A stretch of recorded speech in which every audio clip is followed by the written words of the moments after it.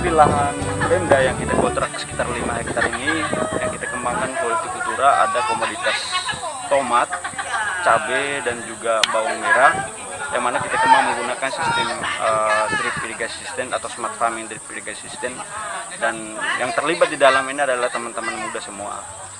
Nah, jadi harapannya kita di sini akan menjadi tempat contoh, apalagi program kemitraan closed loop ini adalah pertama di Indonesia Timur itu di Sika. Tantangan pengembangan horti sendiri apa nih? Tantangan untuk pengembangan horti di Sika khususnya itu yang pertama adalah modal, dan yang kedua adalah pasar. Jadi ketika kita kalau mau memproduksi tanaman hortikultura dengan luasan lahan yang besar, tentu kita harus membutuhkan modal juga yang cukup besar. Maka harapan kita pihak perbankan itu bisa mensupport kita atau memudahkan kita untuk bisa mensupport pinjaman. Dan yang kedua adalah pasar.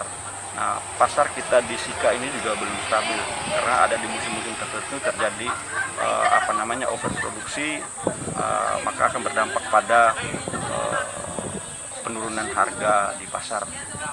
Sehingga harapan kita dengan kemitraan closed loop ini, karena di dalam kemitraan closed loop ini juga melibatkan stakeholder dari hulu sampai ke hilir, maka dari tadi sudah dilakukan MOU itu, termasuk salah satunya adalah off-taker untuk membeli semua komoditas yang kita produksi, hasil komoditas yang kita produksi. Tim smart farming apa dibandingkan dengan yang manual atau yang lain itu apa? Sistem smart farming yang kita kembangkan adalah sistem smart farming drip irigasi, yang mana kita untuk melakukan efisiensi penghematan tenaga, penghematan air, tetapi bukan hanya sampai di situ.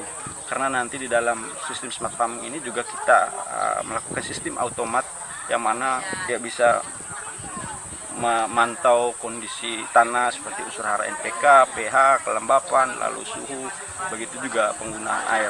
Dan itu akan dilakukan pemantauan secara real time 1/24 jam. Dan ini akan sangat membantu petani untuk mereka bisa memantau kondisi keadaan di lahannya.